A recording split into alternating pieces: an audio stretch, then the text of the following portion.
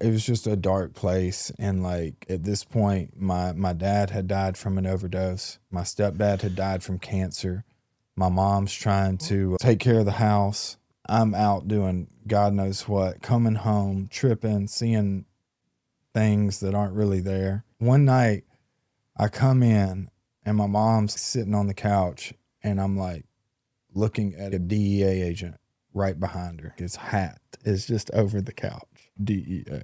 And I'm like, well, just tell him to arrest me. So I trip out and I go grab the shotgun. I go into his closet because something told me that they're in his closet.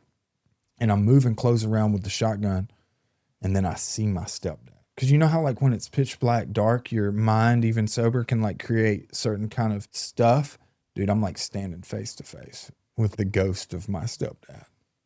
By this time, she did call the real cops. I go out back and there's like 10 cops sitting there. They're like asking me what's going on. And I'm like, I just see my stepdad. My stepdad is in the house and they know he's passed away. So they're like, what happened? I was like, I was at a party and I think somebody roofied me, you know, and they're like, go in there and go to sleep.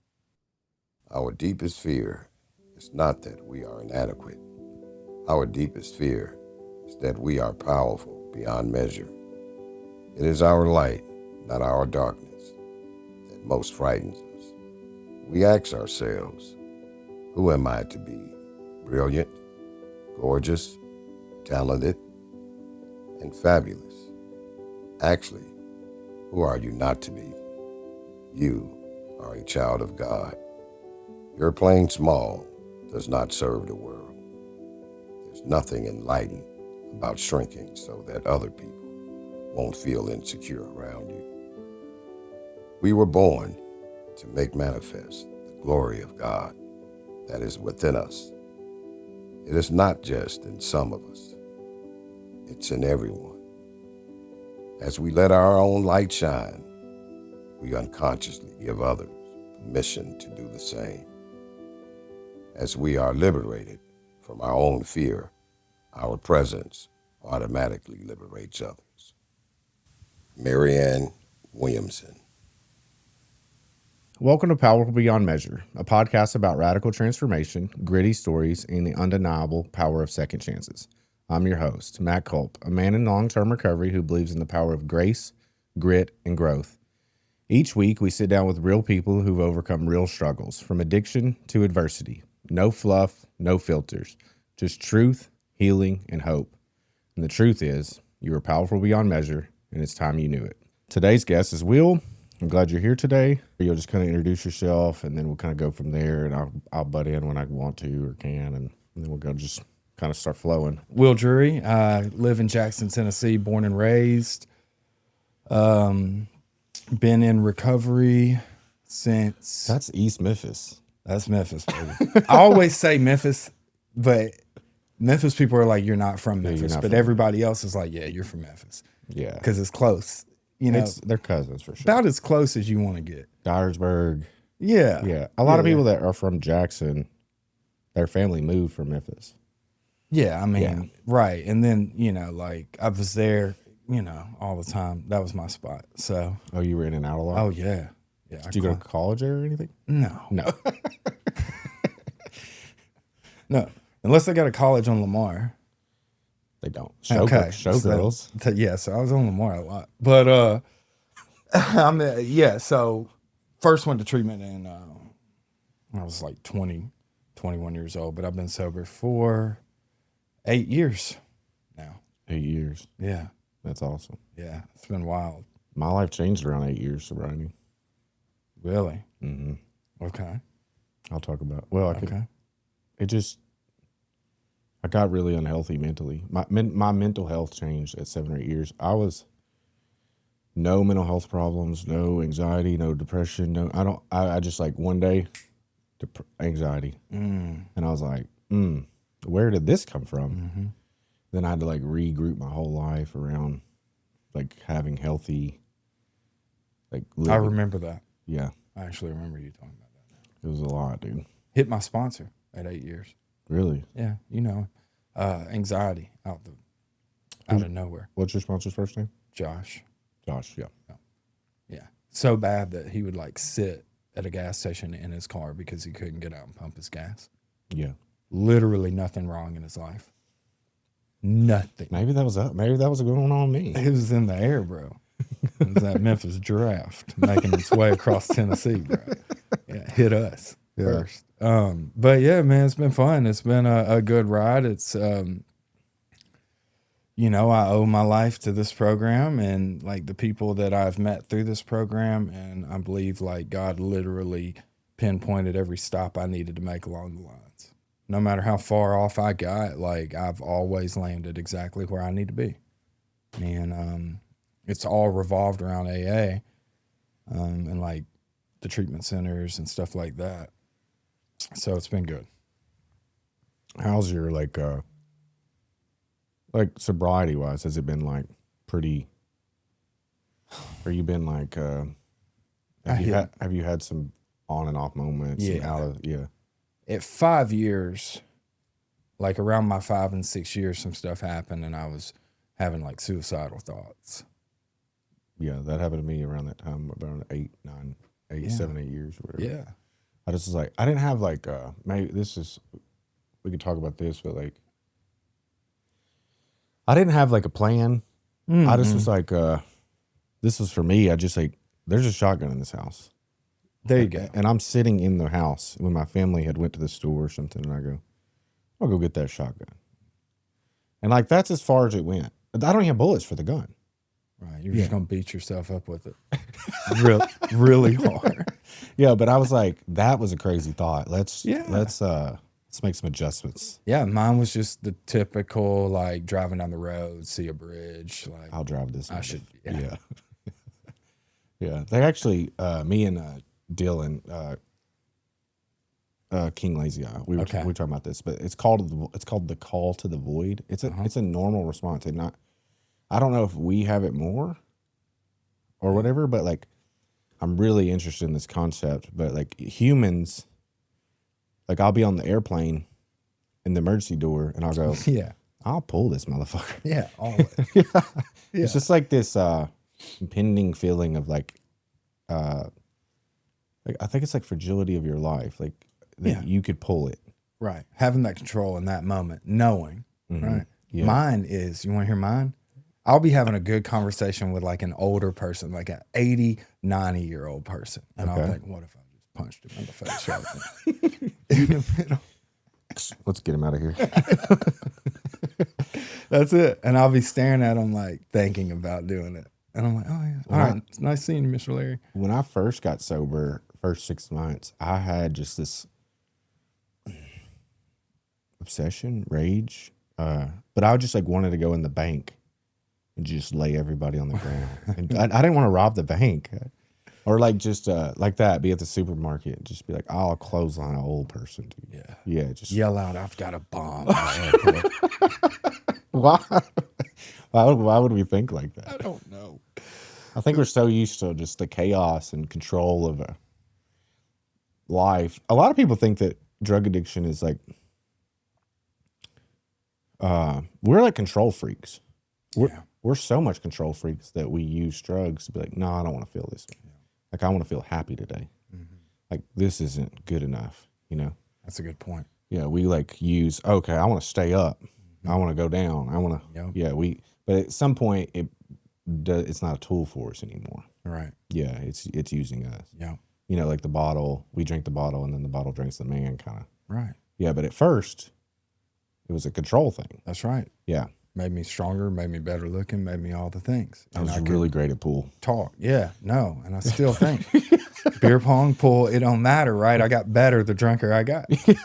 You know, but I think it just alleviated that stress and that freaking fear, that like voice that was inside of me that was always like, don't go up and talk to her. You don't fit in with these people. Whatever the case may be, if I got just right, I didn't hear that voice anymore. So when you were young, like middle school, high school, I mean, where did you fit? So it was a funny upbringing. Mom got me into a private school, but I lived in more of a public school setting. Mm-hmm. And the difference between the two where I'm from is not really as much of like these people can't afford it. Maybe it's just like these people's priorities are different, or yes, there is a blend of the people who can't afford it, but still, like everyone that went to private school kind of had the same setting at home. Mm-hmm.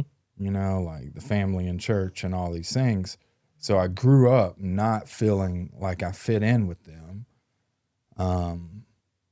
But So you're saying like in Jackson, the socioeconomics isn't like great poverty. Just people, there is a split, but like these people just are making weird choices. These people are making different choices. yeah, Not necessarily these people are in extreme poverty. right. Yeah. Okay. I'm with you. Right. So we were just like, okay, we were doing well, we were doing good. And then I would go to the school, right, where everybody's basically like very wealthy. So my friends felt like my friends at school, but outside of school, they didn't. And then my other friends in the neighborhood, you know, they were into different things. So the stuff that we were doing, I would go back and talk about it at my other school, and they're like, this guy's a problem. This guy's into weird stuff. Yeah. Bad stuff. Yeah, my mama told me not to hang out with you. So I'm like, dang. You play know? sports? Yeah, so started racing BMX. That was my sport. And then had my friends there too, and those were my people, right? We were young though, so I started doing that like 5, 6 years old. Didn't really meet like the people that are my people today until I was in middle school. Okay. And I was the first to like introduce everybody to everything. Yeah. Because I was like, I don't know where I got this idea, but I would see the people who would win the fights at school, you know, the people who maybe had like older brothers or stuff like that getting picked up in cars. They're jamming some music, you know, they're riding off of school. Just looks like they're about to go have a good time. I was like, all right, I got to get in with those people, you know. And the first thing back then, like when you get in with those people, they're like, you smoke weed? You know, like, I'm like, yeah, of course. Yeah. I do it all the time. All the time, dude. Yeah. Got, you know, first time I smoked weed, they took me into it was a new apartment complex that had just been built, and it had a storage unit side where they put garages, and then they put these little side closets, and we go in the side closet, and dude rolls up 2 fat blunts, and he's like, one for you, one for me. And dude, I was, That's a lot, buddy. yeah, come out of there. It went from day to dark. It's probably in the evening, and I'm just like, you know, this is a whole new world. But I'm hanging with the dude who I thought was the coolest, baddest man on the planet. So I'm like, all right, I'm in. And that's when, like, we had these good kids. They lived in Bartlett. They lived in Covington. There was like 4 of us, right?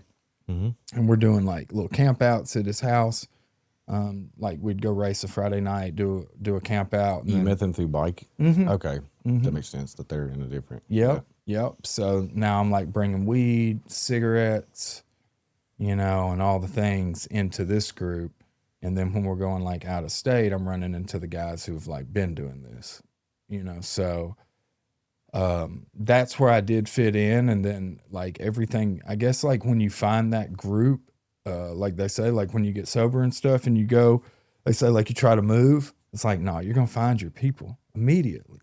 Every time. Yeah. Yeah. Like we can spot them. We know what they look like, sound like, okay.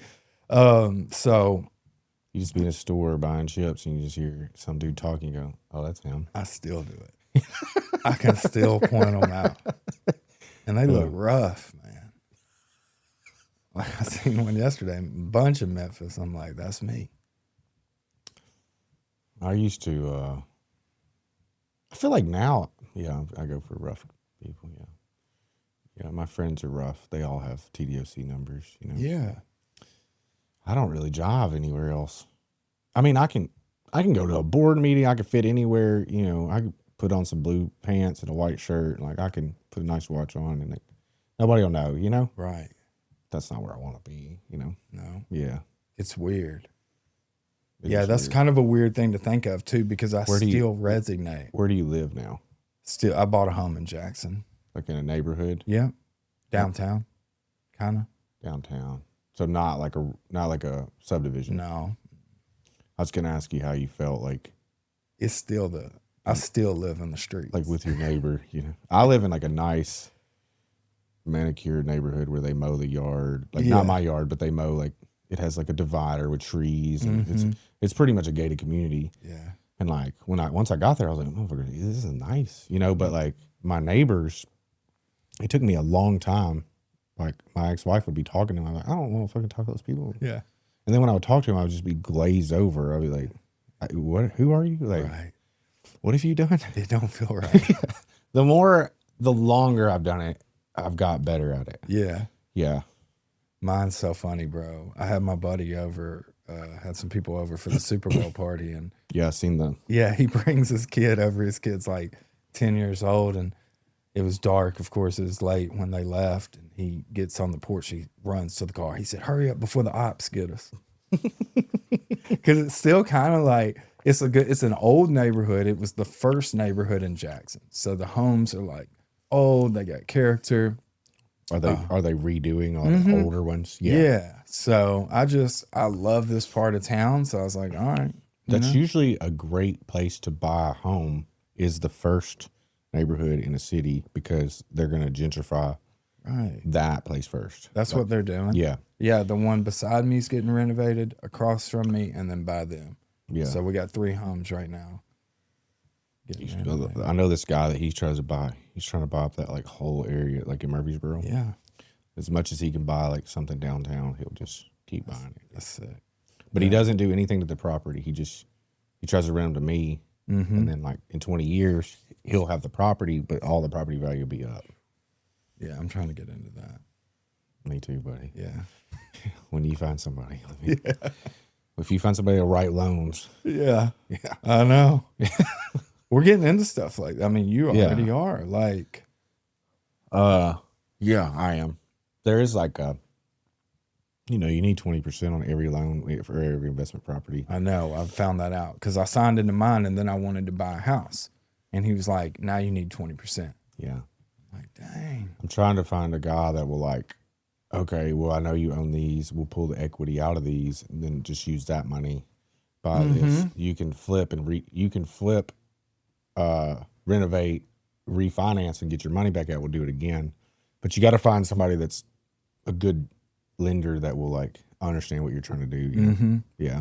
Oh, dude, when I opened up my sober living, like I had probably 5 real estate agents reach out to me. Really? Yeah, in Jackson. Like everybody was trying to be a part of it, which is good. No, it's not. I mean, it's good that like if that's so you're right. So as I it's dug good into that, it, it's good that they're like, as a public community, they want to be involved in something like that but they don't see what we see. because that wouldn't have happened 10, 15 years ago. People would just be like, Right. know? But they're looking at it as dollar signs. That's it. That's it. And I actually had something happen the other day. My buddy opened a sober living in Jackson, and he calls me, and he's like, "Hey, these people, basically saying like you're ghosting them." And I was like, "Huh?" And he's like, "Yeah, they had brought up a sober living, and you didn't text back." What did I? Well, I did, but when I read deeper into their text, that's all it was, right? It's like, "Hey, we got a 4-bedroom. We're trying to put, 12 people in it, bunk beds and all these things." And I'm like, that's what you want. And I'm like, okay, so what do you need me for?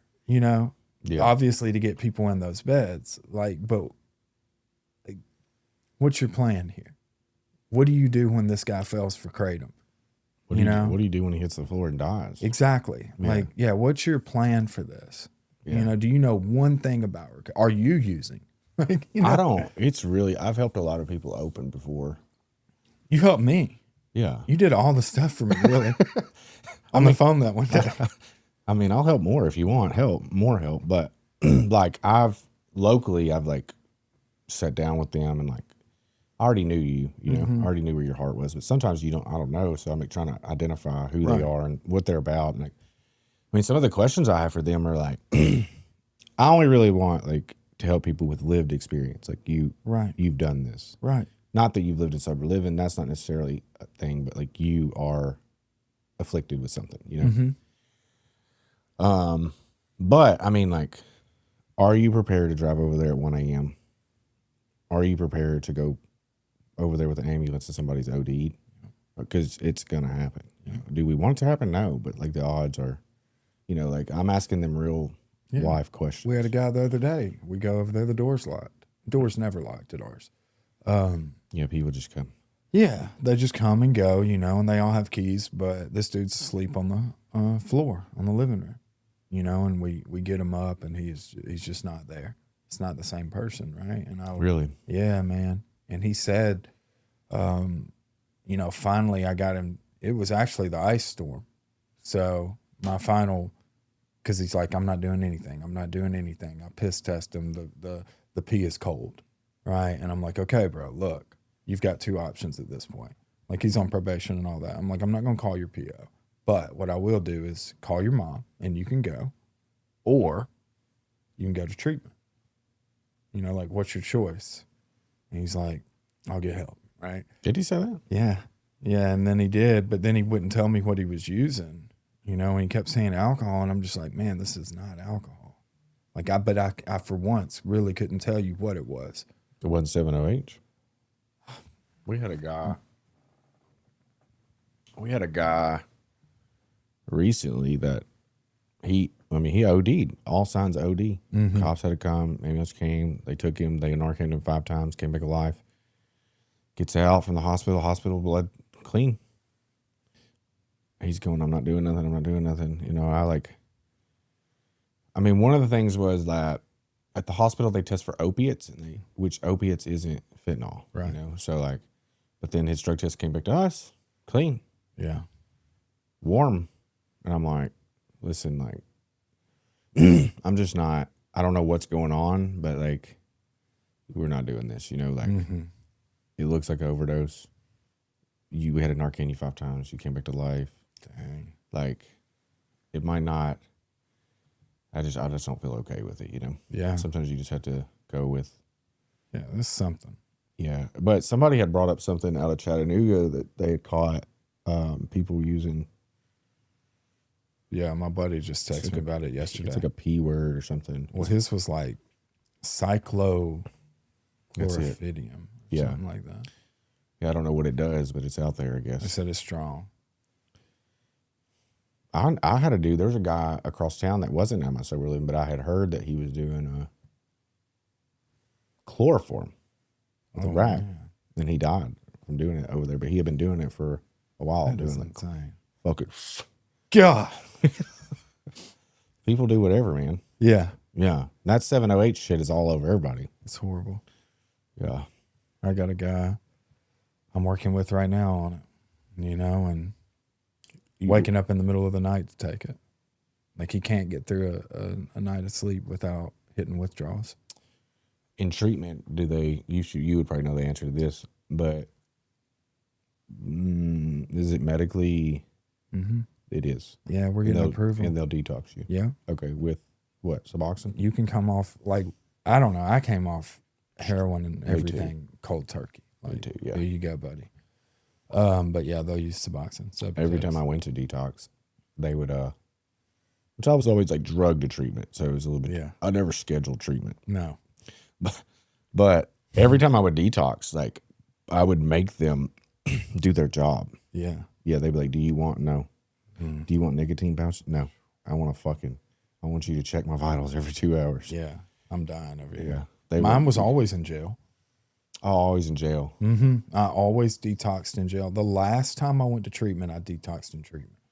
But they say that which fentanyl comes out faster, which means it's going to hit your body harder than heroin. Yeah. Because it's moving faster. Right. It's coming into you faster. It's leaving faster. Right. Shorter shelf life. It's shorter shelf life. Yeah.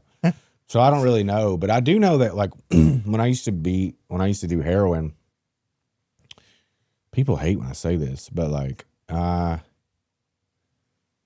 never went through like heavy withdrawal, like crazy shit. I mean, I would be at the trap house and people like, my stomach hurts. I couldn't sleep last They're night. just weak, bro. And I would just be like, what? I mean, like I want drugs. Like, Yeah. yeah. And I've thrown up wild shit. I've like had like a bad day, but I've never been like, I did, but it was never from heroin. Mine, the initial start off was the Percocets and all of that, right? Those withdrawals sucked. But then like Opanas, do you remember when those came around? That was the worst I'd ever, methadone.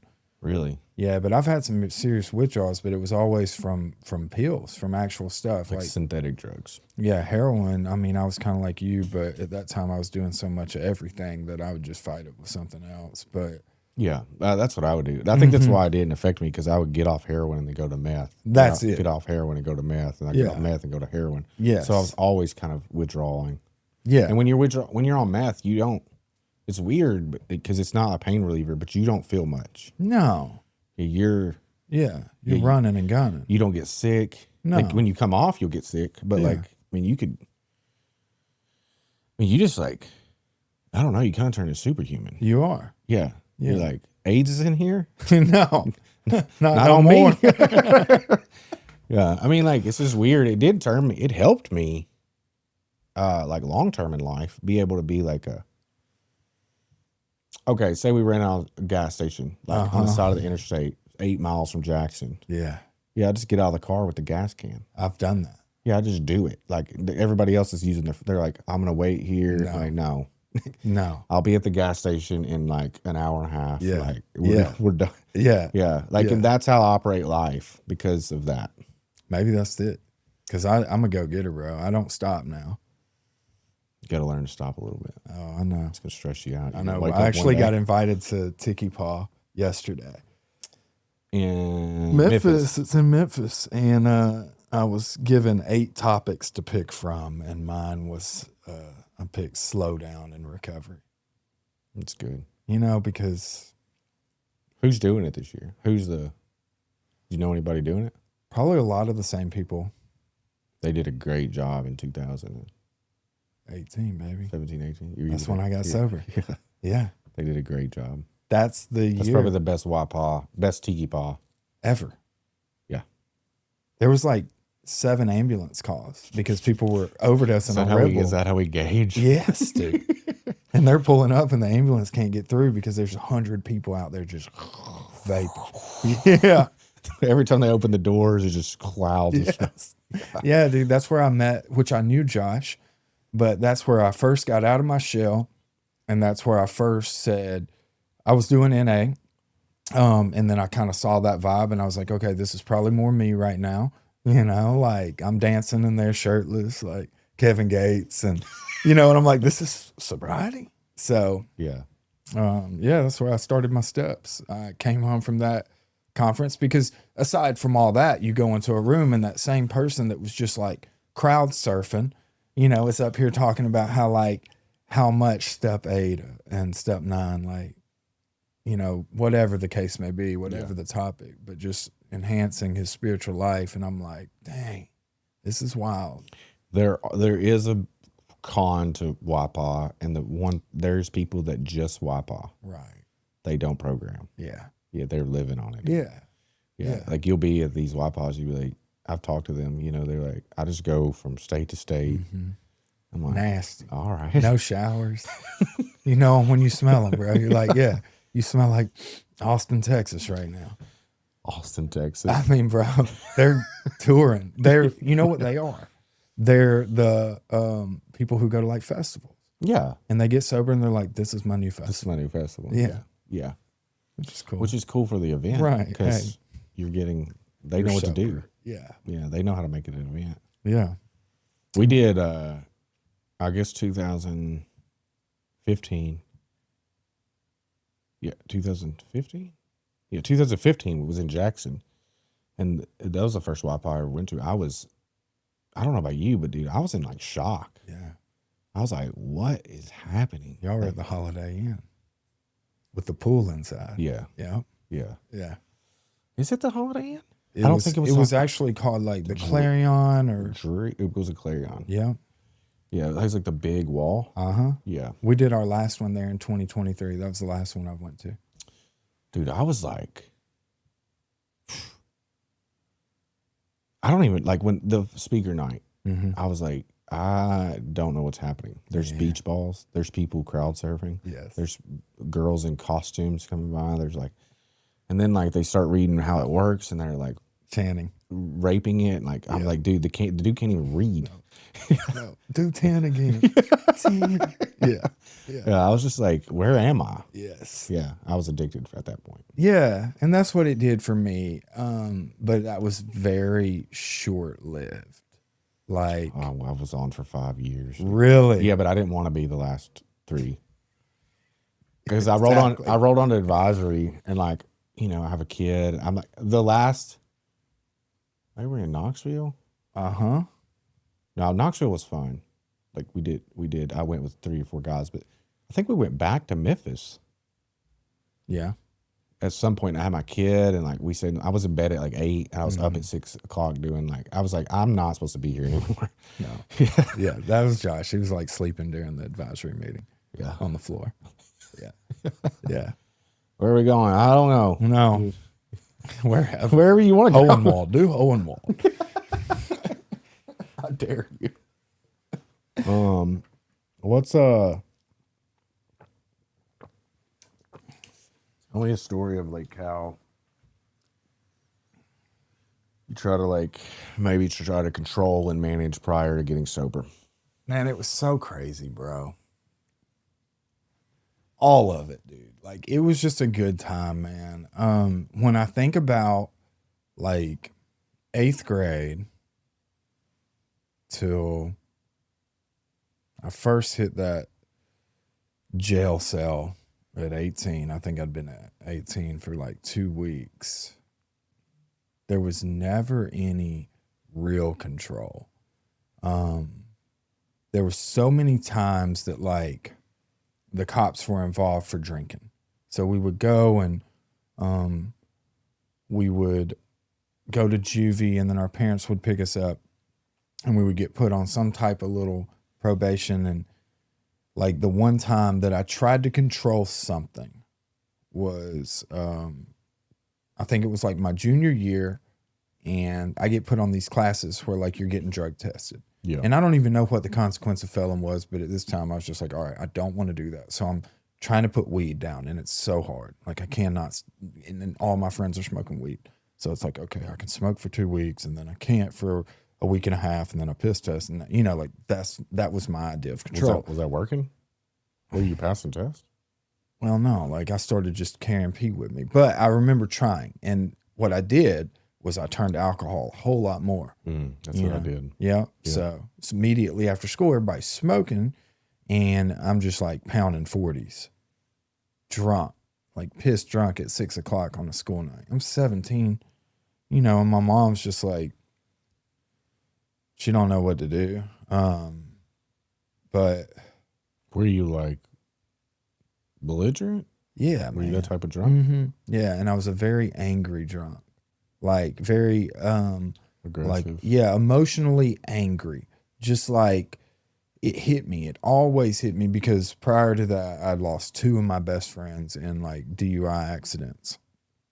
So that was like my crutch. And then like my dad was a drunk.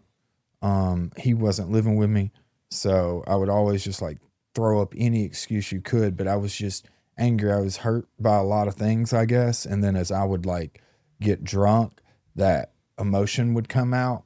And I mean, it wasn't like I was just mean to people, but I was just like screw it all. Every night I would always run into that. And then that carried on into like my sober mind. So I'd be in school, and like if, you know, I was told to do something, or if I had to go here or there or whatever, I would just buck the system, you know, and be like, I'm out. I'm leaving school. Go get in my car and leave. I should have never gave you a car. No, dude. I was a menace. Like a straight menace in school. Yeah. I mean, just rude and disrespectful. Yeah, I was bad. I was real bad too. Yeah. Mine was different. I was bad for a different reason now that I looked back on it, but it was like more, I was surviving. Yeah. And, you know, I went to school in inner city Memphis, and like the only way that I felt that I could survive that situation is be like the craziest person in the room. Yeah. And I mean, it worked, but it also like doesn't, that's not an effective tool long term. No. Yeah. So, I mean, they would gas me up, dude. Oh, yeah. They love a show. Yeah, I'll be showing. Me too. You want me to throw something at the teacher? Yeah, fucking immediately. Yes. Yeah, I mean, and then I would like if the teacher ever tried to like discipline, I would just be like, listen, you can either fix the fucking problem or it's going to get worse. Like, you can either shut the fuck up or I'm going to make this entirely worse. Like, Yeah. I was always prepared to go to like another level, which is not great in your real life. No. Yeah. I look back on it and that's a lot of my regret. Yeah. It's because like, I just wish I would have calmed down, maybe talked to somebody, maybe, you know, honed in on sports or something worthwhile instead of just pissing that whole time of my life away. And I thought it was fun, but really, when you look back on it, when you get in these steps and you start looking at my life then, and then I have a son who's literally in that stage of his life right now. He's a senior. And I'm just like trying to guide him. Like me talking to my younger self would have just been like, breathe, dude. Like, you know, it's okay. Because I do believe it all came from hurt, but it would just kind of be like, you know, like, just calm down. Just calm down. Because I was just angry and bitter towards everyone. I took everything as an offense. I think if I could go back and just be like, listen, just be yourself for one day and see how it goes, you know? Yeah. They're going to love you either way. Yeah. Yeah. And like, you don't have to do all this other shit. No. Yeah. But I just didn't see. I mean, I watched so many people in that circumstance get taken advantage of and bullied and beat and Oh, I bet. really bad, you know? Memphis is a different. Yeah. So like, I just didn't see any other choice. Yeah. Yeah. Now, once I had like reached a level of like hierarchy, Yeah. I probably could have just like, I think that's what I've learned now. Like once respect is made in a social environment, you don't have to do any of that other stuff. Like you're already there. But I felt like I had to like continue. Yeah. Yeah. And that's what I did. I continued to until like I was ultimately expelled from school. You know? Yeah. And it's funny because the last thing that got me, I wasn't even doing. But because of my like history, they were like, you're gone. You were finally gone. Everybody can't wait for you to be gone. And here's the chance. So bye. Was this from the private school? No. So I ended up going to public Public schools. school, Yeah, for high school. And they put me in, what is it? Alternative school. Yeah. You know, and I didn't like it. So then I went homeschool and. You didn't like it? No, bro. I liked it. I mean, those kids were really like, Oh, those were the bad kids. dude, like real bad. Not you. No, like I'm a saint now. And then they're like, some of them are like off in the head. Yeah, some of them are off. And you're just like, holy crap. It allowed me, once I had moved into, there was a lot of that going on, but once I moved into alternative schools, I did see that it's a smaller school, so you're able to meet older people easier. Yeah. So like I was able to meet older people that were like graduating or, you know, like, Yeah. so that was better for me. Like I was thinking like, now I have like, cause I really didn't identify myself as like a younger person. And I always hung out with older people. So Me this too. was like my way to like shift out of that space. Yeah. Yeah. Mine was crazy too. Like I swear some of them kids and they were like 22 years old. Yeah. There was a kid in Cookeville where I spent 5 years in Cookeville when my parents divorced, and Jared, He was in alternative school. But he came back. But he had done like 8th grade like 3 or 4 times. Yeah, so he was 15 or 16 in 8th grade. So I don't know what happened to him after that. He might have got his GED once. You know. Yeah, we had guys selling crack in high school. Seriously. Like showing it. Yeah, you want this? Rocks. Yeah. Rocks, huh? So I tried to control it then, you know, but like that was it. It controlled me hardcore. Yeah. You know, up until, I mean, it never really stopped. I was always, but I was just the type that was like, okay, it took it to the bitter end, like the end of the road. When I would say like, where is an alternative for this? And then that's when I would find another drug. Oh, that makes sense. That's kind of what I did. Yeah. Mine started with weed and then it went to alcohol like yours. But then I stayed in alcohol for a long time because I was in IOP and treatment and under like probation, on child or on not child support, on house arrest.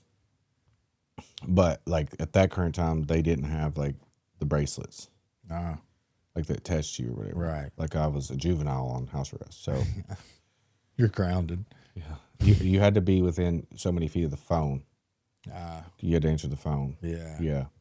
I had bought like an extra, my parents had helped me buy like a long distance phone so I could have it like on the whole, like my neighbor's house. Or Yeah. But I just always had a cordless phone on me. Wow. Walking around with a VTech. Yeah. Hanging out the pocket. Well, my parents own a tow service too, so I think that was times where we had forwarded the phones because not everybody knows how to forward phones. So we had figured this was like, you know, early 2000s. Yeah. Yeah, so like we had forwarded the phones, and I mean, I did follow most of the house arrest stuff, but there was times where we didn't. How old are you? 35. Me too. Okay. You're 35. Yeah.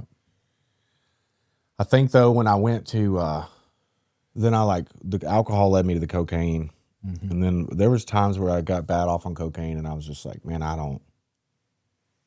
the cocaine was kind of easier to come off of. I just didn't like the way it made me feel. I didn't like the wanting more. It was really dirty. Yeah. Once I found myself wanting that much more cocaine all the time, I was just like, it's not worth it, you know? You remember the first time you did it? Yeah, me too. Just sticks to you. I did it off of an 8-ball MJG CD cover. Coming out hard. I remember one time, I think my best friend was turning 17 or 18. I had my own place, and his brother was like bad on cocaine. He really didn't like to do cocaine, but we had dibbled and dabbled, and he kind of always was out, but he did like it, but he hated that he liked it. Yeah. But we would do it on like some like special occasions. Yeah. But dude, I mean, I just haven't had great cocaine a lot either. Right. But I went and got this cocaine, and I don't know what happened, but like I like on my glass table, I had broke it all down, crushed it down, I do it, and then I crush it again. And I spent time on it. Yeah. Yeah. And then I like put tons of lines out on the table. The whole table was lines. Yeah. And I go pick him up, and I'm like, hey, we're going out tonight, and let's go by my house real quick. So we go up to the house, we sit down in my living room, and he just like, the fuck? I'm prepared. Yeah. So like we snorted like 4 lines or something, you know, 2 and 2. Dude, the cocaine was so good that like we didn't go anywhere. Wow. Right. Yeah. Stuck. And I was like, Chris, you have to get friends, and you have to come over because we can't do anymore. It was like so good. Like that was probably the only time I was like, I can feel my heart racing now. I'm about to shit myself. Yeah, dude, my hands are sweaty. But that would be, out of maybe all the times I did it, 5 times it was like that, where I was like, yeah, I don't think I ever had that experience. We were doing some bullshit. yeah. But then I still loved it. It makes you want more and more. That night we did not want. We wanted. Please get rid of it. Take it with you. Wow. Yeah. Yeah. I mean, They forgot to cut it or something, dude. you got the personal badge. Yeah, I got the personal badge. Yeah, it was good. Yeah, dude. So I did that, and then I was kind of like you, like it was special occasions, and then we had one friend who loved to do it, loved to do it, and Cocaine. he just wanted to sit in his room and play Halo, So he would buy. His parents owned a tow service too, actually, and he would buy a big bag of it, and we would just sit over there, and then we'd be trying to get out, go do this or whatever. He's like, no, cocaine stays with me, and Halo. So sit tight. Get on the internet. Get on AOL over there and just, I don't know, do something. Yeah. But hold on, y'all didn't play Halo? He just played Halo? bro, yeah. Okay. Online, one player, we watched. And he was so good. Was he good? So good. We went to a Nopi car, and they had a Halo tournament. And that fat dude just sat there and smoked just smoked them. And we were like, okay, you're actually good at this. Yeah, do more cocaine. Yeah. Did he win money? He won something. He got a trophy and, and just flexed on everybody really hard. I mean, it wasn't close. That's what he did. He would sit up all night playing like Tom Clancy's. What was that? Rainbow? Yeah. Loved that. Rainbow Six, Halo. This was before like your Call of Duty. It was just, that was his thing. But that was the first time too, like I'm in the ghetto.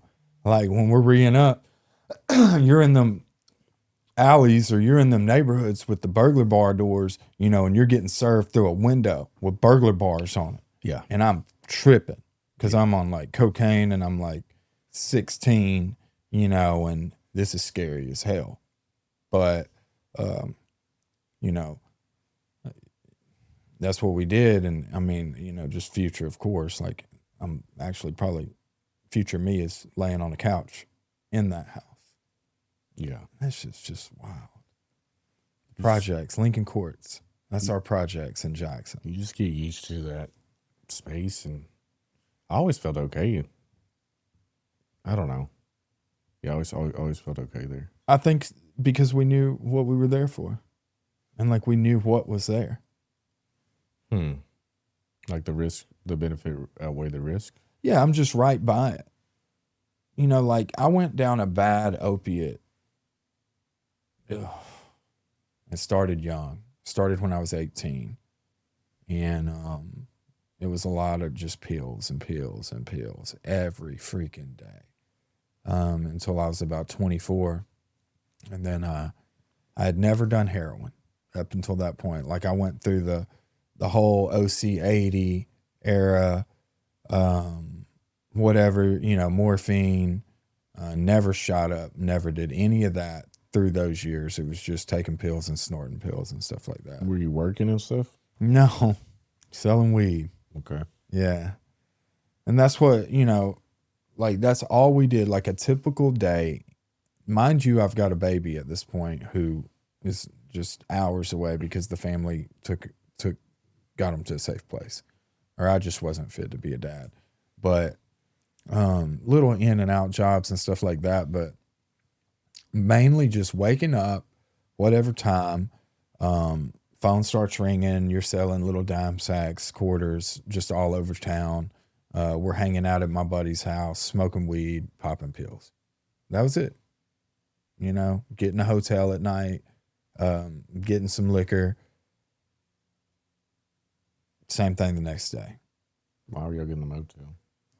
You at a house? No, none of us at a house. Oh. It's like my buddy's mom's house. Okay. We're selling weed out of his, who, mind you, works at a treatment center. The mom. Yeah. Yeah. Yeah. So she's coming home and like, there's really nothing she could do. We were all just kind of, they all loved us. It was 3 of us and we're all mama's boys, and they just loved us too much. And as long as we're like in the driveway, they don't agree with what's going on, but they know we're there. Yeah. And, we went through some stuff, man. A lot of us got a lot of charges through those years, like 1129s and probation and all that stuff, getting caught with drug task forces went in my mom's house quite a bit. You know, investigators have went in my mom's house quite a bit. Same with their house. We've robbed people, you know, and they've went to our parents' house and broke in our parents' house, like put them through literal hell. And, you know, they loved us anyway. Of course, we had some sweet story for every single thing that happened and just tugged on their heartstrings and probably promised to never do it again. But, you know, as soon as we get out, like at any moment, you know, we're doing things that could land us in jail, get us killed, whatever the case may be. Yeah. And I believe that for them too, it was all rooted in that addiction because we all needed the same thing every day. For your friends. Mm-hmm. Yeah. Yeah, we all needed to get high, you know, and so whatever we had to do, we were all just doing it, you know, a little pack, wolf pack.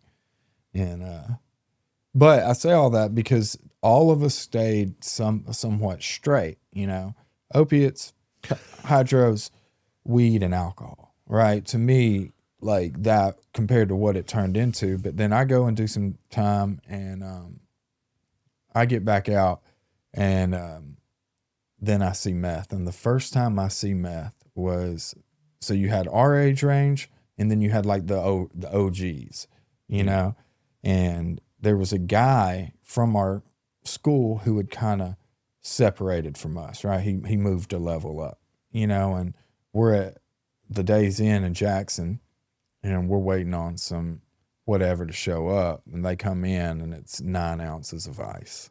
First time I ever see meth in a backpack. And I'm like, oh shit. We're about to go to prison for life.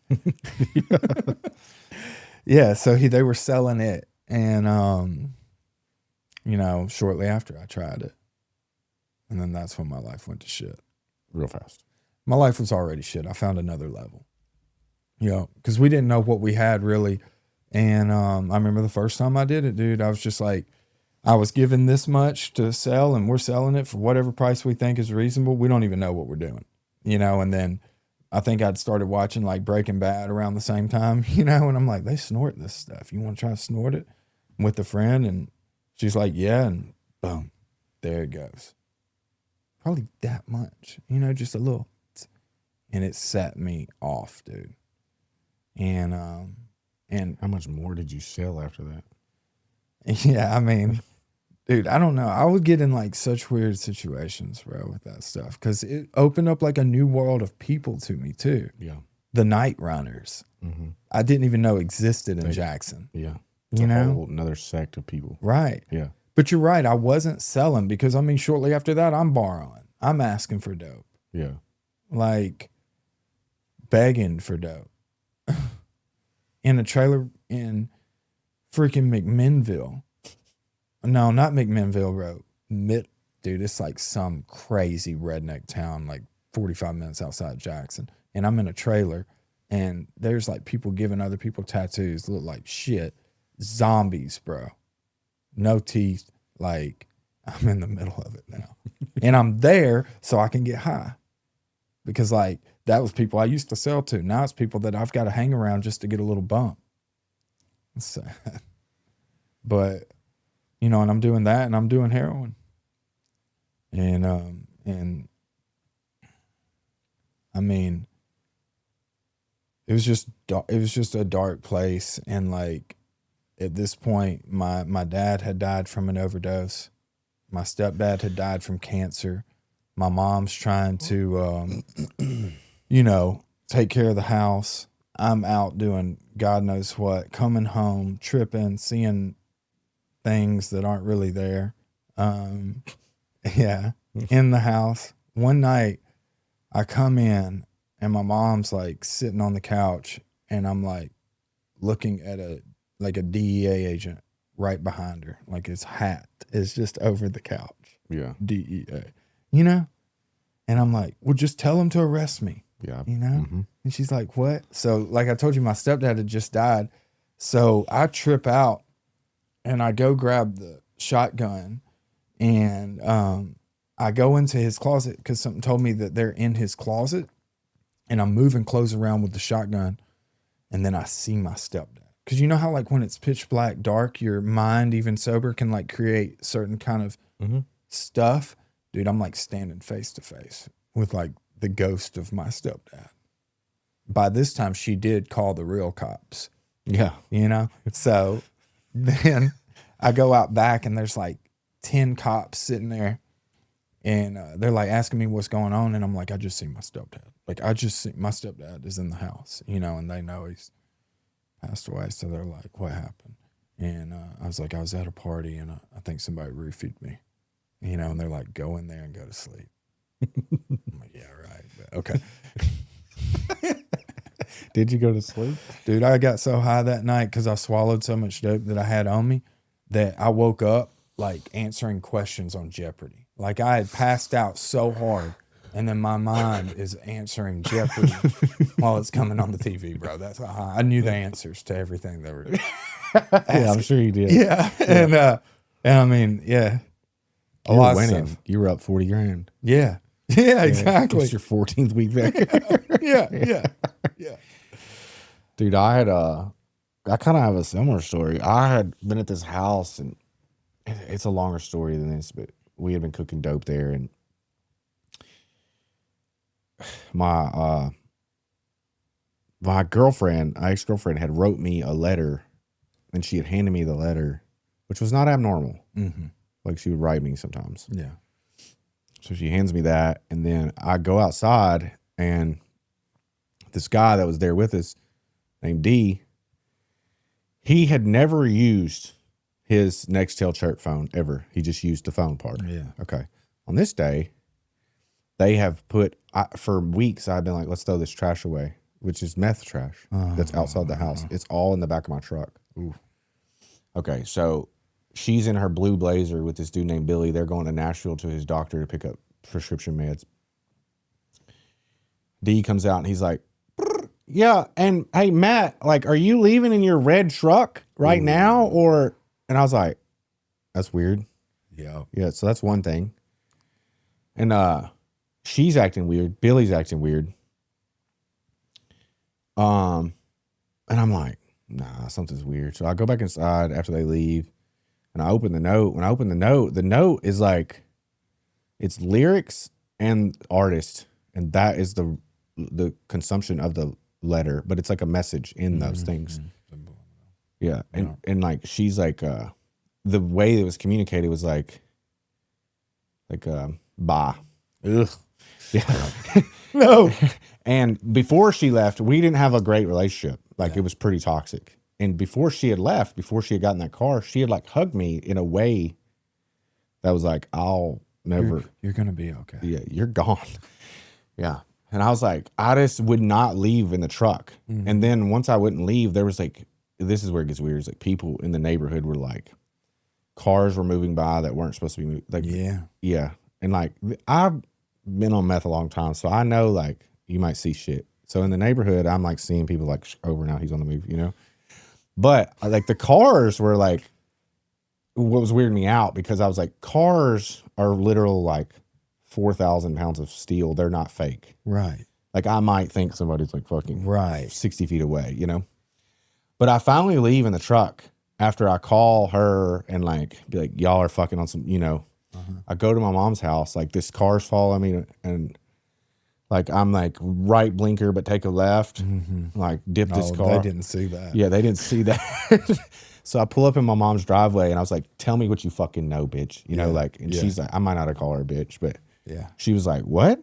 And I was like, tell me what you know, you know? And like, we get in this like weird thing, and I like take all this shit out of my pockets, needle caps, toothbrush, pigs. And like, I was like, listen, I'll be back. I promise I'll be back, but I got to go handle some shit. Yeah. So I leave. I go like find the only payphone in town, try to call out. I'm like, dude, shit's going on, you know? And they're like, you need help. Nothing was going on. I'm actually still not sure. I get that. Yeah, and I've asked my ex about it, because it was weird that day. The hug, the note. And then when I called and said, because me and Billy would like fuck with each other, like we would literally like, I would be in the house sometimes, and I'd be like, over now, he's on the move, you know? Yeah. like doing weird shit to freak people out. So like when I called, he had answered and like said something like, what makes a conspiracy theorist a theorist, is like pretty much assuming that like it's the person that it's their mind, you know? Mm-hmm. Which is like, why are you telling me that at this current moment? Yeah, are you a fortune cookie? Yeah. Like, did I just bust you open? So I don't really know, like, to the total event of like, I do know that this was a weird day. I leave, it gets dark. I go back to my mom's house. When I get back to my mom's house, I'm like sitting on the front porch and I like see there's like a little thing they put like cable lines in, and then a stop sign next to it across the street. And I like think that is like Jessica and Dee. And I was like, you know, like laughing maniacally at them. Mm-hmm. And then I go in the house and my mom knows like, you're not right, you know? So I'm like looking out the back window, and out the back window, there's another like house. And on the other side of the house, there's like a street light, and there's like an aura over the house, like an orange aura, which that's normal. That was there, you know? Yeah. But I'm looking out the back window and I see lightning go from the ground to the sky like this. And I was like, that's what I did. My mom was like, you need to go to sleep. And I was like, I do. That is exactly what I need to do. By the time I got up, the trash was out of my truck. Yeah. But my mom had took it. Oh, man. Yeah, my mom had took it to this like woods area spot and like dumped it for me or whatever and got rid of it. Wow. Yeah. Savior. Taking 20 years charges for me. Dude. I was also driving around with 20 years in the back of my truck. Yeah. No, it's normal. Yeah. I mean, we're like, don't know where to get rid of this, so I'll just hang on to it. I'll just drive around with it. Yes, dude. No. She knew that I was in trouble with the trash in the back of my truck. She knew it was in the back of the truck and that was going on. It was just, I'm sure I freaked her. You know, they say too that if we ever chose to do that again, we'd probably go back to that mind frame. Yeah, for sure. We're screwed. I've found myself like being in that mind frame before, like close to that mind frame, being in like an anxiety state before. Yeah, like slipping into like paranoia or like yeah, it can feel real. Like, okay, when this is kind of a different space, but like one time when a different ex-girlfriend had cheated on me, like I had like drove down every road for like 2 counties, and then like I found the place, and like I knew that I was in the right neighborhood, and when I pulled in that right neighborhood, I knew like I needed to turn right, and then her vehicle was there, and I found it, and like so like that's kind of the same feeling you have. Like, so when me and my ex divorced, like I found myself like I should drive to her apartment and like drive her, you know, like that's not what was going on. No, but like I'm still the same. Yeah. Yeah. The longer I've stayed sober, the I've understood that like, yes, I did shit on drugs that I probably would never do. Like your morals do change. You're in a trailer with people you don't know that are different creatures. Like they're different than you. You start to blend into them, and like morals and ethics change. Yeah. But like, I would like sell myself short in my recovery if I were it was all drugs. Right. It's not me. Right. Yeah. Cause it is me. Yeah. Yeah. I can still slip there. It's part of me now. Yeah. You know? Yeah.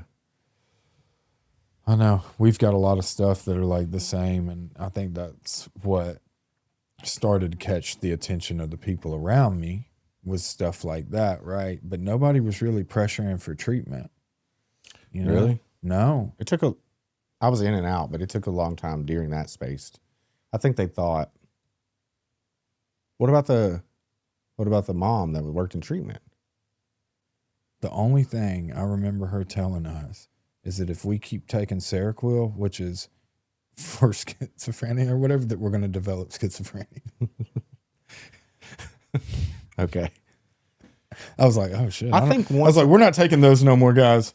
I think I was so off the grid, like I would only arrive I would avoid and not answer the phone. They were just so like, we're glad you're alive, and like you finally answered the phone, and like they're very rarely. They just thought I was gone. Yeah. Yeah, like they did push for treatment once during that time. My mom was just mad, and like maybe Miss Tawana did. She actually owns a counseling group now, but and then my dad was going, and then he like died when he got out, and we would drive past the treatment center I went to, me and my buddy. We would look at it, we'd be like, all right, next Tuesday we're gonna go there, That never came.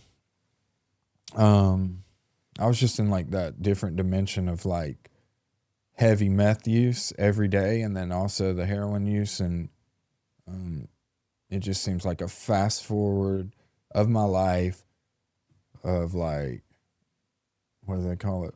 Pitiful and incomprehensible Comprehensible demoralization. And like that's where I was. And I remember, before that, I was like a decent looking guy. I'd walk in places and people would say hello.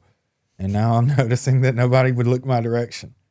I remember that vividly, driving down, and I'm sitting at a red light, and I look over, and the person was like, I was like, damn, not that bad to look at? Like, and I was. But, I also had this bad part of me that was just like, whatever I have to do, I'll get it. And I've told this story before, but the night that did land me in jail, which I had been arrested in August of 2016, like 3 times in August. It seemed like every weekend I got arrested, and it was something stupid, and they would let me out. And I was also on probation through the city, but at that time, like, I guess they really just didn't touch base with your PO because it was city. It was really minimal probation. So that night, my car battery died. So I go to the tow service of the people I used to work for. The guy I told you his granddad owned tow service, and they had a truck that they would drive. I knew it was there because I would go. It would just be to give people gas if they ran out of gas. So I get in it, and did you ask him or you just got it? No, yeah, it's like 2 a.m. Yeah. Okay. And I get in it, and then there's, of course, one of my meth head friends is walking down the street at like 2 a.m. on the main road. So I'm like, hey, Anthony, get in the car, man. They love to walk. This is very similar to your story, too. So we get in there, and I'm like, hey, first, do you got any money? No. Okay. So we got to go steal some shit. Like, I know a house that's got a chainsaw on the porch. Like, I would scope stuff during the day and then go back and hit it at night. Horrible. Anyways, and I did a lot of other stuff that night, but we did all that, and then I pull up at a trailer out in the country, right? Dude's in there cooking dope. And I remember telling him, he's in recovery too. I think up here, he came through up here, but I remember telling him what I'd just done, and he looked at me and he's like, dude, you got to get your life together. The dude over there, yeah, burping the bottle and all the stuff tells me like, and he goes, you're going to prison. And he had already been to prison. And he told me, he's like, I'm telling you, bro, you got to get it together. I'm like, all right, whatever. So apparently the dope wasn't ready. So Anthony's like, I got another guy. So we go out there, and we're sitting in a park, and I've got stolen stuff in the truck. And he gets out of the car. He gets whispering to dude, like, they're looking at me. And then they're like, hey, we're about to go to the gas station and get something to drink. Exactly. So weird. So weird. Yeah. So they didn't make it out of the parking lot before I seen what I thought was an unmarked Tahoe, So I'm like, oh shit, they snitched. So I pull out fast, end up on a dirt road that I have no clue where I'm at. And I'm seeing cops behind me, like in my mirrors. I'm throwing stuff out the window. I used this little trick that got me away. One time from the cops they were just following me. They weren't chasing me, but I pulled into a driveway, and I got out and went up to the door. And I acted like I lived there, and the cop kind of stopped, and then he just kept going. I was drunk that night. I tried that once. It didn't work. It didn't work. They're like, who are you? Well, this time I pull the truck in, and I just run, and I hide behind a AC unit outside, and I'm watching over the AC unit as they're like driving by, and I get back in the truck, and I try to reverse it and kind of like do a little, I don't know. But they had like a culvert in their backyard, like honestly, like a 20-foot ditch. And I went down it. Yeah. And I'm sitting in it. And then I start seeing the cops. in the trees with the guns, yada, yada. I throw the keys out. I surrender. I probably laid there for 30 minutes before the actual cops showed up. And then they showed up, and the sheriff was a guy who I graduated school with, and he flips me over, and he's like, Will Drury? I'm like, yeah. And he's like, what the fuck are you doing here? And I'm like, I was waiting on y'all, you know? And he's like, who's with you? And I'm like, there's people in the trees, dude. What do you mean? Like, y'all been watching me for the last 30 minutes. And I literally remember standing there. The cops are trying to go through my phone. They're doing all this stuff. And they had like a search squad in the ditch, in the trees. They were believing me that there's people in the trees. And I go to jail. And that was the end of the hoorah. I'm hearing stuff, dude. I'm tripping people out in jail. You know, Mad County's probably a lot like Poplar, dude. So, you know, there's like gangsters in there. And I'm like, if y'all will just shut up, I can tell you what the DA is saying about your case. You know, like, just shut up. I'm over there on the wall. Like, the judge is over on the other side talking about your case. And they're like, this white boy is crazy. What's he saying? Yeah, but what's he saying? Yeah, but yeah. So, you know, yeah, that's how I got introduced to treatment. I go there. The guy who owns the record service, thank God, man, he you know, he saw me and was like, this dude needs help. So that's what got me into ASPEL in Jackson. He dropped the charges on the truck? He did. Yeah, it was like theft over 1,000, and they dropped it to theft under 500 or whatever, a little misdemeanor. And I just had to go do long-term treatment. And that was it. Is man. ASPEL long-term? It can be. Yeah, it can be. They have like a apartment. That's what I did. Yeah. Yeah, I did the apartments. I was there for 3.5 years. Yep. So 2017, I relapsed. Did Coley go there? Yeah. Yeah. Coley went there. Josh went there. Lindsay. Other people. So many people from Jackson. It kind of reminds me of like Discovery Place here. Like, not that everybody works in the treatment field now like they do from there, but everybody has like, you know, it was, and I'm not saying anything really. I probably shouldn't say this, but like, it was just the way it was then. It's no MAT, you know, it was pure 12-step recovery program. You've got to get a sponsor. Like, I've seen them in the aftercare portion put people out who weren't working the steps. Mm-hmm. Like, oh, you're just not going to work the steps? Go. So for me, I needed that. Had I done MAT, I mean, I'll probably still be all right, but I'd had a bit of a different story. And I believe it's good for people, but I know me, I would still be on it. I was shooting that shit up. Yeah. You know, so you give me something, I'm going to mix it with Xanax. I'm going to mix it with Adderall. Yeah. But it worked. My baby mom died from Suboxone and Xanax together. Really? Mm-hmm. And I was doing that a lot, man. Methadone and Xanax. Lying to both doctors. I think you can do that. It's not deadly, but it's not great. You know. It feels great. Does it? Oh, dude. Methadone sucks to snort anyways, buddy. Sucks to So does Xanax. Oh, yeah. Yeah, but I got deviated septums from, I've tried it all. I've snorted it all. I'm not a big snort. Like, I really like rushed my addiction, I guess, because I went from, I don't know, there was something about me, like when I would do drugs, like say I did Xanax the first time I did it, I did like 8 Xanax pills. Mm-hmm. Like first time I did Lortabs, I did like 12. Me and you are the same person. I want to experience it at this level. Mm-hmm. And then like, I had fucked with cocaine, but there had been times where I had snorted a gram of cocaine at once. Yeah. So then, like, when I kept getting charges with drugs in the car, it kind of shifted me. But then I started doing as much drugs as I possibly could at the drug dealer's house and then leave.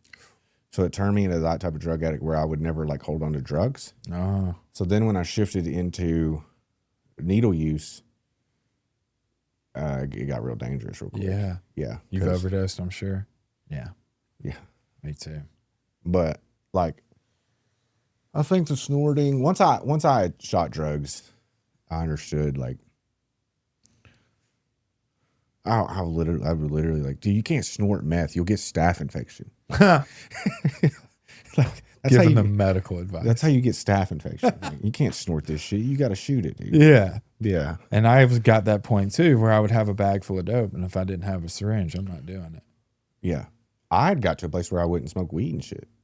No. I hadn't smoked weed in like 4 or 5 years. And then it changed me, the meth, because when I would stay up. This was at the end of my like run. I would do this pattern because one time I had been up for 5 or 6 days and then I drank like 1 beer. And the effects that I had were like great. Yeah. Yeah. So then I was like, did it 7 days, and then I smoked weed. But which was fine, the effects were great. But every time I would smoke weed only after that, like once I tried to, there was a period where I quit doing meth and tried to quit.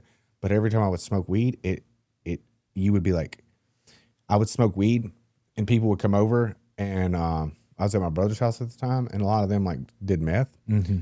They'd be like, you need to go to bed. You've been up too long. Yeah. And I'd be like, I just woke up today. I've been smoking weed. And they're like, no, you need to go home. You know, and that's what people start to tell people when you've been up too long. Right. Like, you got to go to sleep, buddy. Yeah. I'm like, dude, I slept 8 hours last night. Yeah. I'm good for a week. Yeah. But when I would smoke weed, it like made me, it like materializes meth use. Uh-huh. It made me, and then I started wondering, in my sobriety, I started wondering, you were talking about earlier, the first time you smoked a blunt. Uh-huh. I was going to ask you during that, like, I think the first time that I smoked weed, I was anxious in my head. Like, did I say that? Yeah. Am I talking like that? Do I smell? Can he smell my breath? Do you smell my weed? Yeah, like, but I'm still having this conversation with you. But I'm like going through that. But when you walked out of the thing, you probably acted cool, right? Yeah. You were like, "This is the cool dude. I'm hanging out with this cool dude." So over time, that went away. Yes. But I can remember not being comfortable smoking weed. No, I know that feeling. I mean, I haven't thought about it. And like, I don't want to. Weed was maybe the most uncomfortable. Besides like cocaine. Cocaine made me want. But Yeah. like that whole like going to school, and I smoked, and I would smoke. I'd be like, can she smell me? Did I say that out loud? I was like that. Like real cerebral. Like, you're going so fast and your thought process is so much. Yeah. And you're not just in paranoia. Like, those are paranoia thoughts. But sometimes it's just like, I'm talking to you, but I'm also having a complete conversation with myself. Yeah. Yeah, that's uncomfortable. It's like a lot going on. And then I guess once your brain has been warped by meth, it really ignites that too. Probably worse. Yes. Yeah. Yeah. Yeah, I just gave it all up, man. I gave up weed. I gave up everything. If it wasn't meth or heroin, I didn't want to waste my money on it. But so at ASPEL, you did the thing. You stayed at the apartments. How long? 3.5. I was at ASPEL total like 3.5 years. Really? Mm-hmm. They should have kept you a year longer. Oh, I know. I would have missed out on a horrible experience had I stayed. What's her name? Yeah, exactly. But it wasn't horrible, buddy. You no, it was definitely learning. You experienced something. Right. Whatever it was. I don't know what it was. Yeah, no, I needed that. I needed it. It got me out of there. I mean, sometimes we think we know best and we got to learn we don't. I was chasing that dream of like the things that I wanted, the home, the girl, the car, the house. I mean, I think at 3.5 years, that's an appropriate. Yeah. But like, are we overlooking things that are signs that are good? Yeah. Overlooking that. And then me also not really ready because I knew I wasn't for that type of relationship. I had jumped from relationship to relationship to relationship. In recovery. Mm-hmm. And before? Yeah. Yeah. So that's that. Like, you got this over here and then the drug addiction and everything else. Long-term relationships or just like? I would always stay in toxic long-term relationships. Yeah. And I was very toxic. Explain. I mean, I'm jealous. I'm insecure. I'm accusing. I'm not really. Yeah. I mean, unfaithful. Were you ever? Was there ever a reason for you to be that way? Did you ever like, Yeah. or were you just like that because of? Yeah, there was some stuff that happened like in my childhood that like I seen my parents do. So that gave me my like conception of a relationship. So when I got 13, I was that way. I was that way. The way I was with that relationship at 26 years old in recovery, I was that way at 13. Nothing had changed. Yeah. That's something to think about for sure. Oh yeah. And now like it's changing. So the beautiful thing about the relationship when I left ASPEL, like mind you, I did everything. During ASPEL, I was hardcore in the meetings, working the steps, chairing meetings, outreach, hospitals, whatever I had to do to carry the message. I enjoyed it. I loved it. I worked with Josh. We, sponsored guys. And all through that, I'm like having toxic relationships, so I mean, I did step 6 and 7, dropped the rock with a guy. I was doing all this stuff. I was like actively trying to find the root of the problem. How could I process this? How can I get this out of my system? Like, why is it this? I remember thinking at night, like praying to God, like, man, like I'm really good in all these other areas of my life. Why can I not be in a healthy relationship? Like it was me. And then they had their parts, but I'm just like focused on me. And I'm like, what is the deal? So I leave the apartment. I move in with the girl. We get a house together. And like, I honestly found the solution and lived in the solution, but it just wasn't the right fit. Like, well, sometimes like if you're living in the solution with somebody that's not, it's not going to work, And that was the deal. Like there was things with her that she needed to work on, right? And is she in recovery?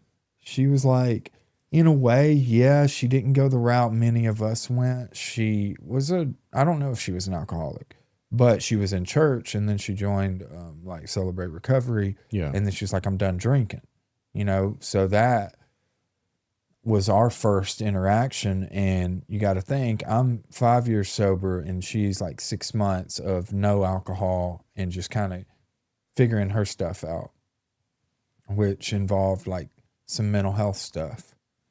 And then it brought, like that brought problems of its own. And then my way of handling situations wasn't ideal. Like, no, I'm not doing all the bad stuff I used to do. I'm not cussing and accusing and suspicious, but I'm not doing any good things. So I'm just kind of like a blank page, and I'm not working through the problems with her. But to me, it was like, well, this is better than how I used to be, but it really wasn't solving anything. So that just kind of, we had to step away from that. Earlier, you had said something around 5 years in your recovery, something. That's it.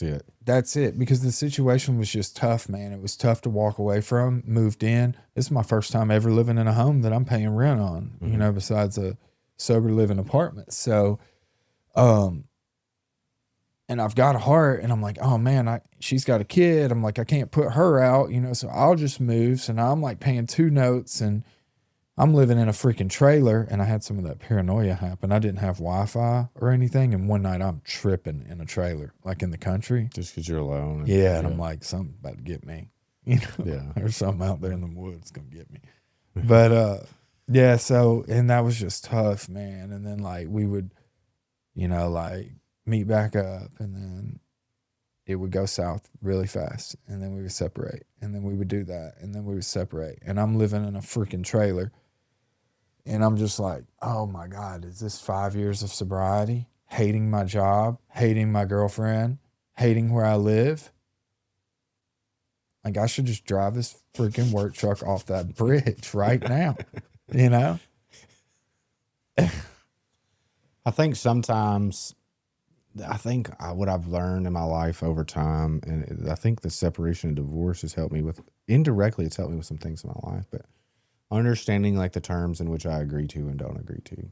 And like, a lot of times, like the friction and conflict within ourselves is like, for me, is like, well, where do I, like, why do I want to deal with this, but I'm dealing with it? That's going to always cause conflict in my life. Mm-hmm. I either have to go one or the other. I have to go, well, this is what it is, and I'm dealing with it. It's fine. You know, I've came to terms with it. Or I'm unwilling to come to terms with it, and I completely walk. Acceptance, right? Sure, acceptance. I hate that. I hate it. I hate that you said that, but I hate it is acceptance. Page 417, I had to read it to a tree one time. They said, you're not going to be happy until you can accept it. Well, the reason I hate it is because I think that in this circumstance, it's great recovery-wise. And for me, when I read it the first time, and my old sponsor, he hated it too. And that's probably, but he's like, you accepted being fucking homeless, Matt. Yeah. You accepted living in trap houses. Like, acceptance is not the answer. Yeah. Let's change is the answer here. Yes. Action is the answer. Yeah. Like, yeah. But sometimes in life, like, I think that what causes low self-esteem is accepting terms that you're not okay with. Mm-hmm. Like, I'm not okay with this, and then breaking those things with yourself. It causes major self-esteem issues. So you either have two options. You can either accept the terms and move on with your life, or you don't, Yeah. Yeah. And that's it. Like you said, change in action, willingness in action. If you don't, the other thing is like not accepting God's terms, which is a whole other dilemma. Right. Which can be tough. I've done really well with that part, I think. I think I have to. Yeah. I think I've understood that certain things are just a season, and I've seen God through this whole thing, and I haven't had an experience like that since then. Thank God, like nothing that traumatic to me day in and day out. But I've seen how God showed up at the end of it. So I know the next time, a little bit more faith in action. Do you find yourself more having more like rigid and clear guidelines of what your life should look like? Yeah, dude, 35 is wonderful now. Like it feels clear-headed where I'm not chasing something. Yeah. I'm allowing life to happen. And I'm noticing like, oh my God, like, wow, like he had it all planned out. Or if there's fear about this situation, I pray and I ask for guidance and I pray for strength and I ask for these things and I go full force into whatever it is. I just allow him to work. And I think that's wisdom, We hear like those old people like say like, don't sweat the small stuff. I'm like, how could you say that? But because it's small stuff, but big to us. But they've just like, man, it's on. Daisy, my girlfriend, she said the other day, an old timer. What is the name? Daisy. Spell it. Dacey. Like Lacey, but Daisy. Yeah, like Lacey or Casey, but yeah, not Daisy or Darcy. People mix it up sometimes. Yeah, all bad. But this old timer said, you know what? It's either going to work out or it's going to work out. Like, it's that simple. It is, yeah. Yeah. Yeah. That is for sure. Yeah. Did you find yourself when you were dating women? Yeah. Like, did you find yourself more exclusive's not the word. Like, okay, you're talking to this new person, you're like, nah, never mind. Talk to another one, you're like, nah, you don't, like, not accepting anything below what you really want. Because you had been through the... Oh, this time after that? Yeah. Absolutely. Yeah, where you were like, okay. Absolutely. I'm looking at things, I'm going, nah. Yep. Yeah. Yep. 100%. Yeah. And it didn't like take more long. Selective. Yeah. Like watching like somebody going, like one thing that like, you could deal with one thing, be like see maybe behavior, and you're just like, yes, no, that wisdom, bro. I was sober or single from October of 2022 until this last October of 2025. Now, did you date or surround someone? Yeah, I dated one person during that time, just for like a short amount of time. Oh, but you didn't like date, like go date other girls. I would very sparingly go on a date. Yeah. And then it was like you said, nah. It just didn't feel right. Hell no. You know, one offered me an Adderall because I said I was tired. I was like, oof. Yes. Yeah. So like, you know, you're tired. yeah, I'm like, man, I'm tired. It's 10 o'clock. Oh, you want Adderall? I'm like, oh God. Well, there's a no. So it's just, you know, stuff like that. But found a lot of peace within myself. Found a lot of things I enjoyed. I'm sure you might remember me posting. I played pickleball for like a year and a half straight every day after work. Started working out more. Running. I did a half a marathon, my first half a marathon. You be doing those fucking CrossFit exercises. CrossFit. I'm just like, please quit doing these. Yes, I don't want to. You're like, you make me like, I don't want to do that. No, I know. Yeah. I know. I got a guy right now who is like committed himself to the gym, and that's what we do. 5 a.m. a chat GPT workout, and they're dude, pure hell. Yeah, Chat's got me fucked chat. up. Yeah, chat don't have a heart rate, so it don't understand. Please show empathy. Yeah. So I found myself in all of that, and that's where I was setting those boundaries too, and like not chasing that. Well, I was shell shocked for a while. Like it was hard to, because I looked at my past, you know, and I knew it had a lot to do with me, but I just said, man, it's either I'm going to feel alone and feel what that feels like, or I'm going to be over here in a toxic relationship and feel what that feels like. I'd rather feel alone. I'd rather deal with that, you know, and did some work. God, I think that I like toxic relationships now. I'm sitting here thinking about it. I mean, you flip a quarter.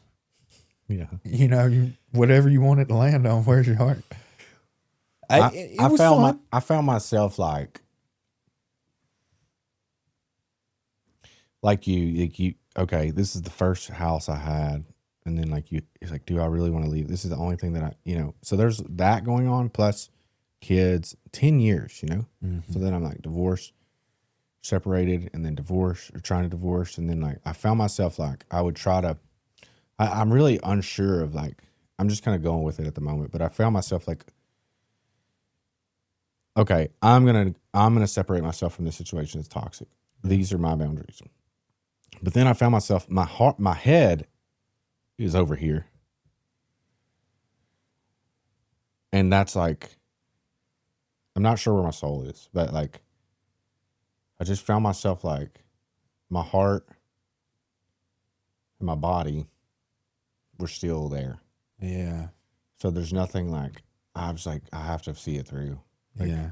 And I don't know if that's the most healthiest answer. So like, I pretty much like put myself back in a toxic environment and like, but on different terms, on the least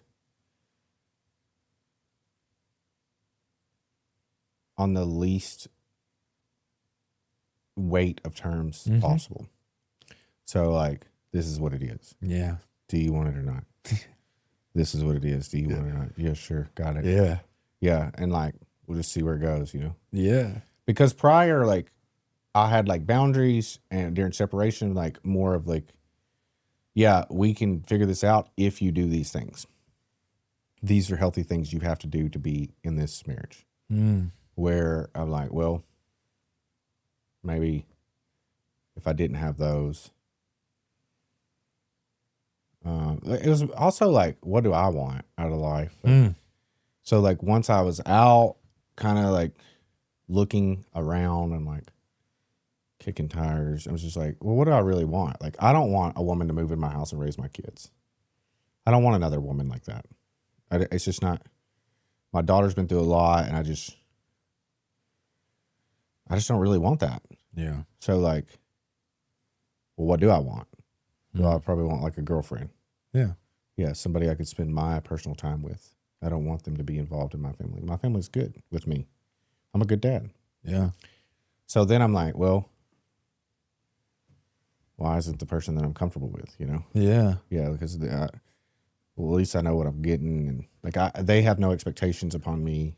They don't even want anything else from me, you know? You think that? No, correct. But super toxic, you know? But right. At least where like terms are made, like in the sense of like, other people might be in relationships where like they're chasing people that are unavailable and like they're trying to make them something they're not. And like, Yeah. and like, at least like we know where we're at. Yeah. Yeah.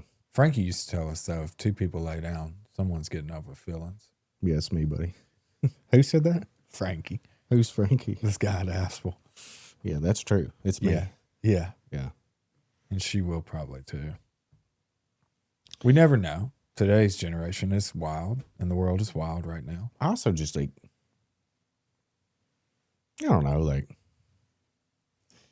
I felt weird outside of, I feel okay with it. And that's what you got right now. Yeah. And especially looking at your circumstance and like where you came from, you know, that's about all you can offer right now. Yeah. Because I like what you said. Like, if my heart and my body are over here, what can I give this person? Correct. A cheeseburger. Good conversation. I Yeah, guess. right. Yeah. So, and that's what they used to tell me all I could give. Because I don't know where my heart and my body was, but I remember when I was doing that step 6 and that 7 work with that dude, he literally said that. He said, all you can give her right now is a cheeseburger. That's what he would basically tell me, because he's like, you don't even have possession of your heart at this moment. And that was 3 years. Why'd you do 6 and 7 with somebody other than your sponsor? He had read the book. So that Drop the Rock book had kind of been placed in front of me. And he was like, I did this and it helped. Do you want to do this? You know? So I was like, yeah, sure. It was pretty cool, man. I think a few things that I like learned through the process was like that a lot of people like showed up for me that I didn't. I've always been at the top of hierarchy in all forms and areas of my life, even in addiction. Mm-hmm. And like once this has happened, like people like showed up for me, Mm-hmm. and it's been weird. Yeah. Yeah. Wow. And that's one thing that's happened. That was like real weird. Are they always happy with all my decisions? No. But they're still okay with me, you know? Yeah. And then like indirectly, like I was telling somebody yesterday, I think my father-in-law, I can't remember if it was him or not, but because of the online thing, Mm-hmm. which I talked to you a little bit about, but I don't, but like pretty much I was going to be the bad person no matter what. Mm-hmm.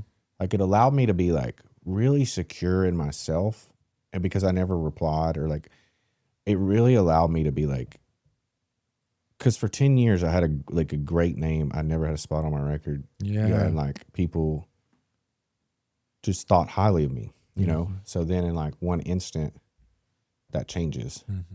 And like what I realize is like I sleep well at night. My friends still love me. My business hasn't changed. My kids still love me. I'm fine. Yeah. Like no matter what somebody thinks of me. And I think that like freed me a little bit. Yeah, it did. Yeah. Instead of being like how people perceive me Right. is of some value in my life. Yeah. It wasn't like a total like this is all. No. Yeah, but like it did free me. I went through the same thing. When it happened, there was a lot of anger. Yeah. And I was lied about. I was talked trash about at my church and everything. Mm. And I seen the people that I was just close with. Change up. Yeah. And I said, I got an option here. I could defend myself. I said, but no. What's it? I just said, God, you know, and I know. So I don't need to do all that. Yeah. I mean, I'm not saying that I like am without mistake during the thing, you know, but like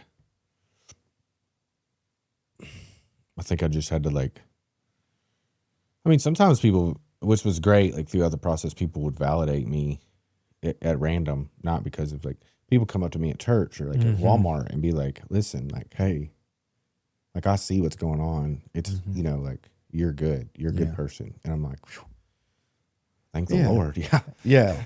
I needed that today. I was about to go get some chlorophyll. I'm in the industrial aisle. Yeah. Got rags and chlorophyll, and you're like, Yeah. thank you for telling me that. Yeah. Also, it helped me. I think it's along the same line, but like very early on, because I'm a male in the situation, no matter what, like this guy that doesn't give good advice. Like he's not like a wisdom, but he was like, you're going to be the bad guy no matter what. Like, it's just, that's how America is, you know? And I was like, he's right. Yeah. Yeah. And like, and then somebody else was like, somebody's got to be the bad guy. And I was like, as long as I don't fall off the cliff into that. Right. I was like, fucking robbed the Walmart today. Somebody's got to be the bad guy. Like, as long as I don't do that, like, it did free me. Yeah. Because I had like had such a, I'm a great guy. Like that would, like, I'm pushing that into the world at all times. But like this thing that like doesn't have anything to do with the me or the truth is like affecting how I'm perceived. So like it was easy for me to be like, well, somebody's got to be the bad guy. Very simple. Yeah. I mean, just it moved me into a space that was helpful for me. It kind of freed me, I guess. It's okay because you can take it, right? Like whatever comes from that. Yeah. I mean, actually, I don't know the entirety of like, you know, I'm sure you could see like, because when you had 5 years, now you have 8 years, you can see it more. Mm-hmm. Yeah. Like how it helps you, how you went through it. Right. Yeah. And I love it. I'm grateful for it. Like, Yeah. changed me. What about like the first time through the steps? Like, how did that? That was good, man. There was 3 things that I never wanted to tell anybody. You were like, you knew, I don't ever want to tell anybody this. Yeah, dude. I'm holding it. I'm sitting in treatment reading that 5th step and them explaining it, and I'm like, oh no. I had a panic attack the night before.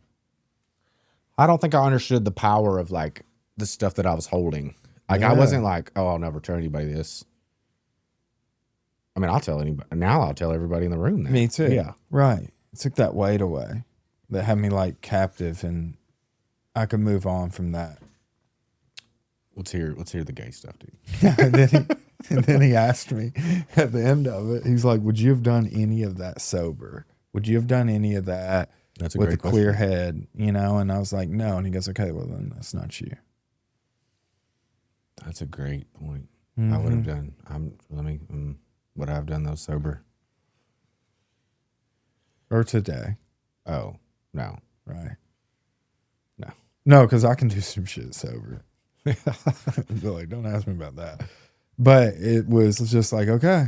But the big part was like, he didn't, like, he asked me that, and that was great. But then it was like, he didn't even bat an eye at what I said. Yeah, he was just like, move to the next. It just went in and out. And I'm like, holy crap, I just said it.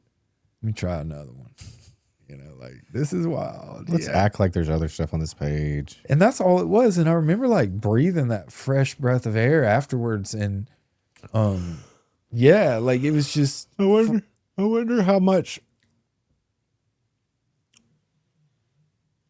like an effect on human I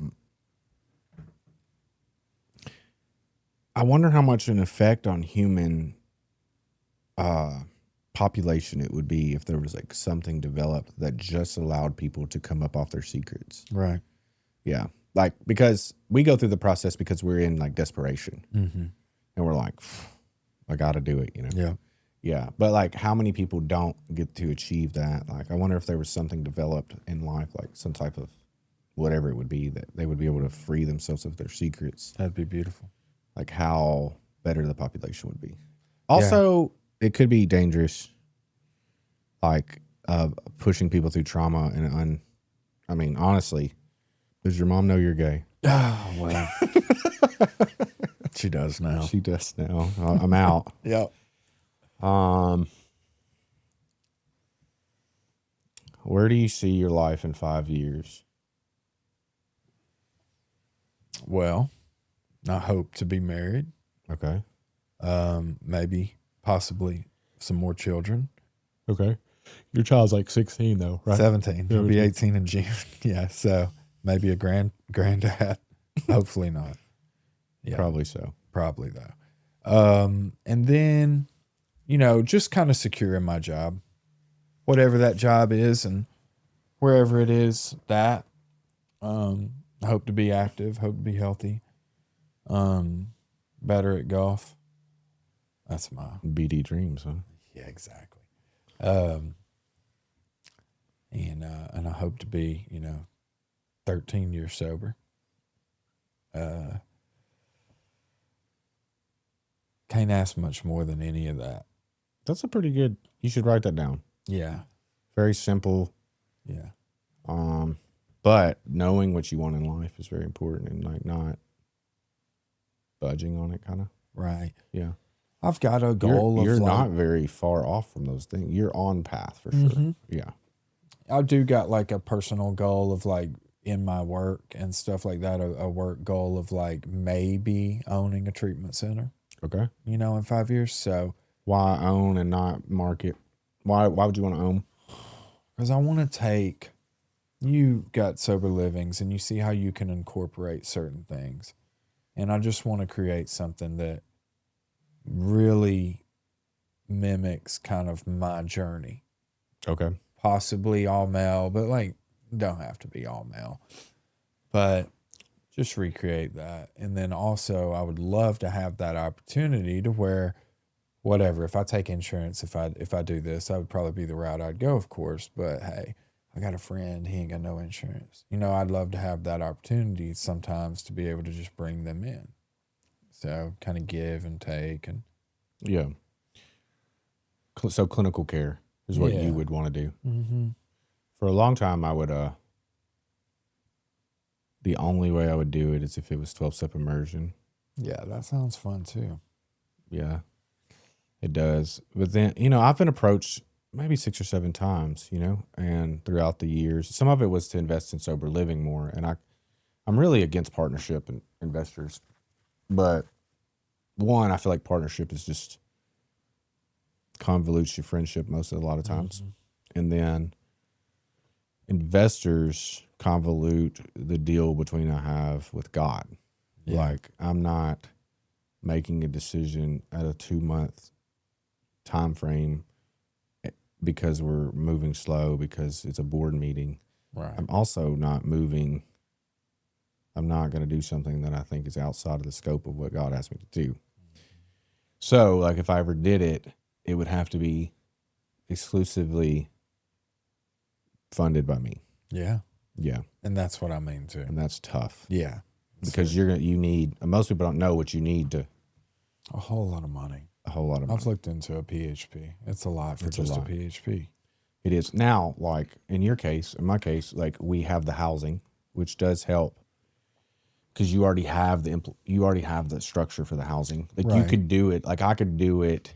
I could just have an office that I rented at $2,000 a month, hire a nurse practitioner, therapist, do it that way, Yeah. Slow.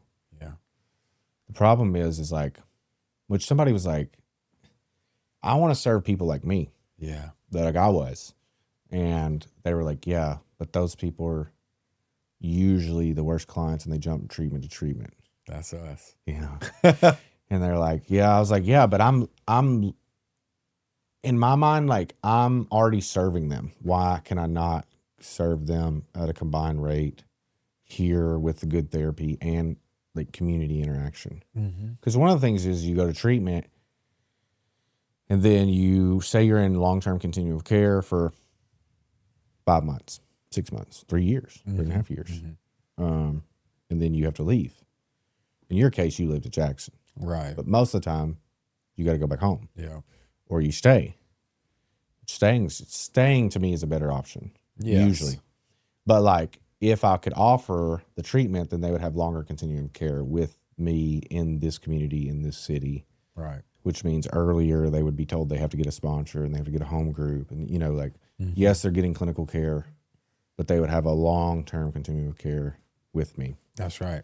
Yeah. And I would be okay with that idea if I could afford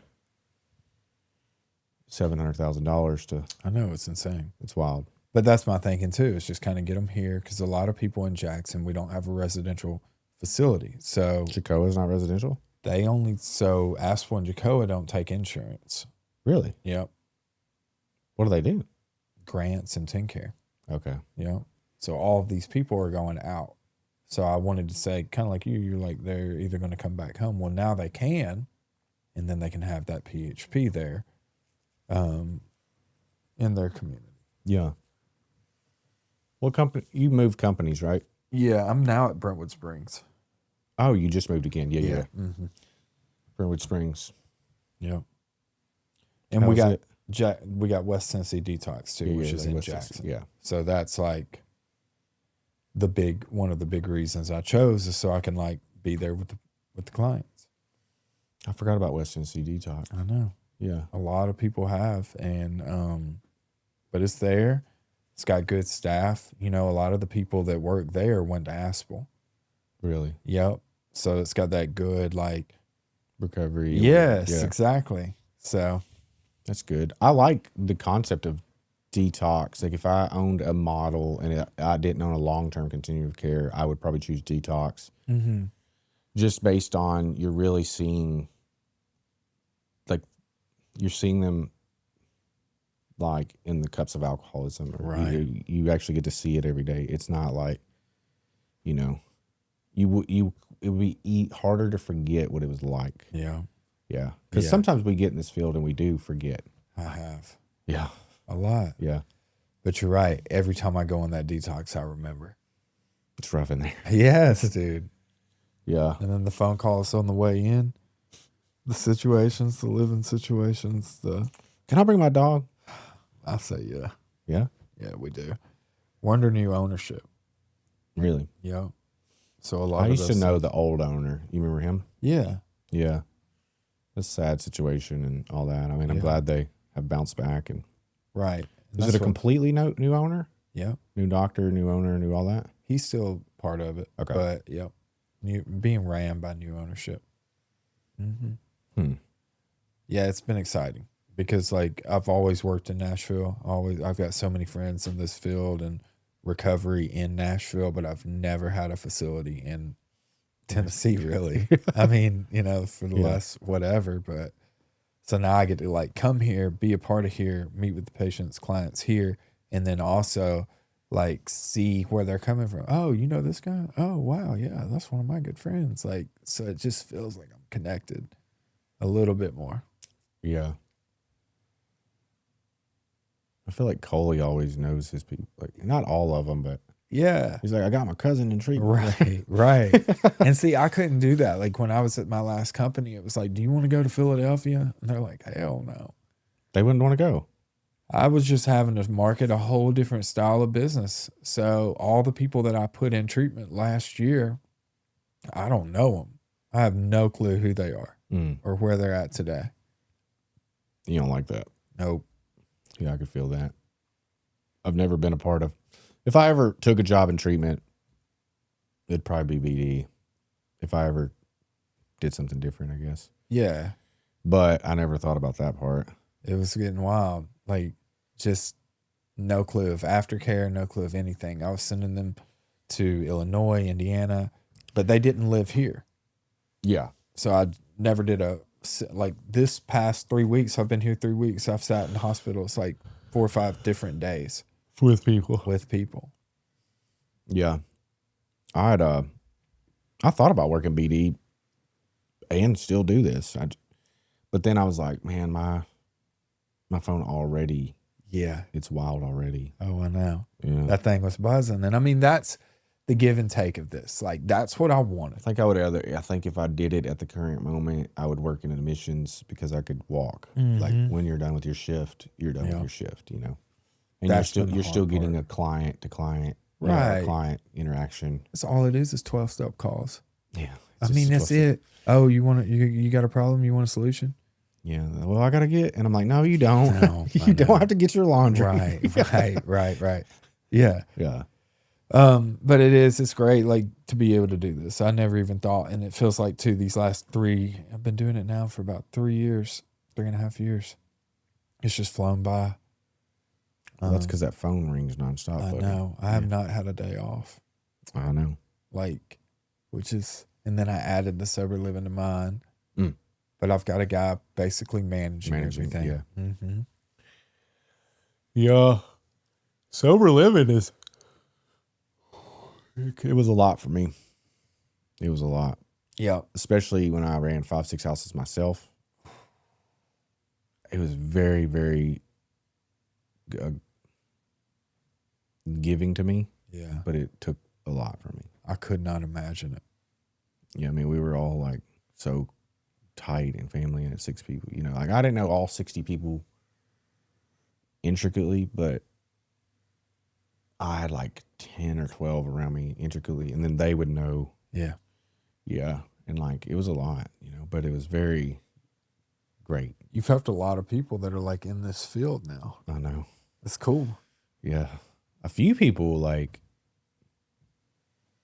it's kind of like a deal, unspoken deal. Like, hey, like, you work for me, earn your stripes, let's do good work, let's do this, and like, we'll get you somewhere, you know? Yeah. Yeah. It's worked out well. Yeah. Brandon, actually, he's one of them, but That's the one. he turned down, you know, he turned down like 5 or 6 jobs before.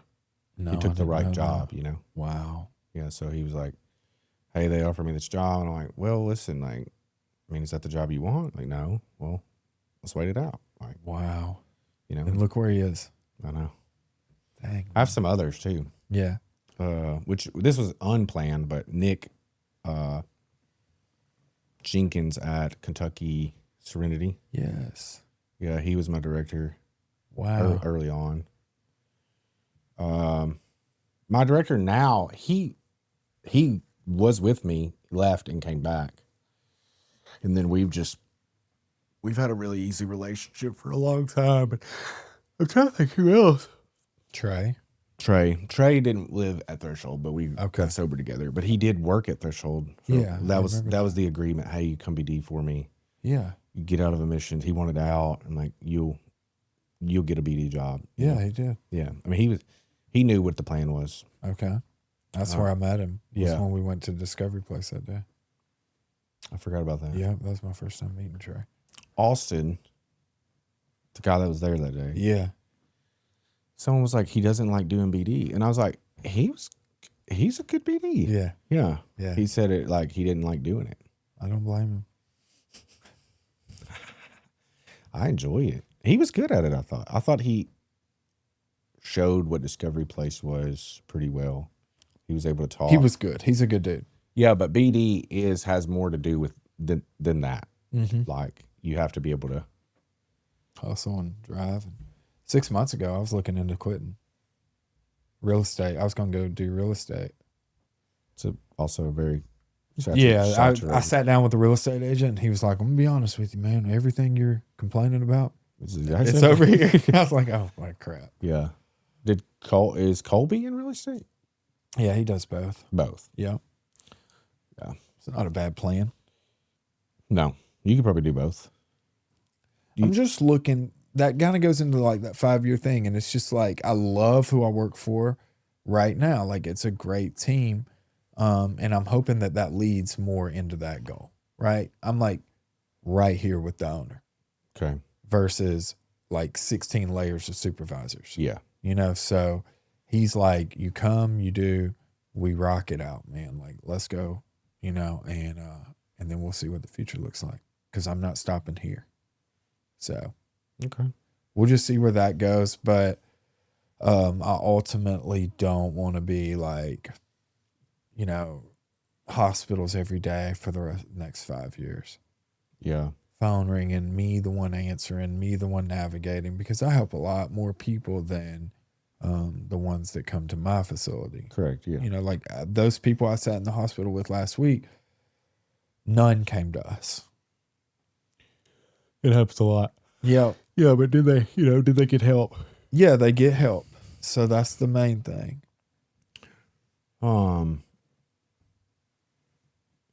We're at the end of the podcast. One, I really appreciate you coming on. It was really great. I feel like I know you even more now. Yeah, that's what I like about these. My ex-wife was like, who's on the podcast tomorrow? I was like, Will, Drury, and she's like, who's that? She doesn't really know too much. She knows some people in the recovery business or whatever. And I was like, it's hard to explain. Like, he's like me. Yeah. Yeah, we are. Yeah. We are. Yeah, it's like weird how to explain. Yeah. Brandon was the first person to bring it up to me. He's like, y'all are like the same human. Dude, hearing your stuff, Yeah. I was just like, damn, that's me. Yeah. A lot of people, like, because I just like, I'm more refined now. I'll like say a story or something like, what? Uh-huh. Yeah. It's Yeah. weird how I don't know. I definitely like pulled it together, out of where I was. Yeah, same. I was telling stories. I've seen some of your pictures. Yeah, mine are horrible. I was telling stories last week at the Mississippi conference, and like nurse practitioner, doctor of 30 years, blah, blah, blah. And I'm over there telling them, about my dirtiest meth stories, and they're laughing, and they need to hear this. They do, yeah. Yeah, like. At the end of every episode, we ask each guest, what is your deepest fear? Mm-hmm. You'll answer that question as if you're like I just asked you. You'll say my deepest fear is. Mm-hmm. Okay. And you have time to answer it. So what is your deepest fear? Yeah, I think I know. So my deepest fear is to just fully disconnect myself from God and spirituality, and like allowing myself to operate with me driving the car, like, because I've done it. I did it during that time. And what happens is this, I start noticing that I've done it. So like it'll go a week. I'll literally be in the shower and I'll say, man, when's the last time you prayed? It's been a week, or I can't remember, So just staying connected, man. Okay. Yeah, dude. Like we do this thing every Monday, Wednesday, and Friday too. I'm gonna put this on there in case anybody ever wants to join. It's called 15 Minutes of Gain, and it's a Zoom. I'll share the link with you. Of gain? 15 Minutes of Gain. Yeah. Okay. So it's in the morning. It's before we get started. And it's right now, it's 5 of us. 4 of them are in this field, so you would know them when you see them. Dan McCallens is on it. Okay. But what we're doing is we're just reading a scripture, doing a devotion, letting everyone share. It's typically like 25 minutes, 30 minutes, but that's what's helped, like me, like to reconnect in the morning. That's awesome. Yeah. It's pretty cool. It's on Zoom. You can do it from your phone. If anybody like wants to, 7 a.m. Okay. You don't even have to have your camera on. You don't have to share. You can literally just hop on and listen. And like, I've got this big dream of mine that like one day somebody's going to get on there like completely hopeless, and we're going to turn some things around. So we'll see if that ever happens. Okay. Yeah. All right. Yes, sir.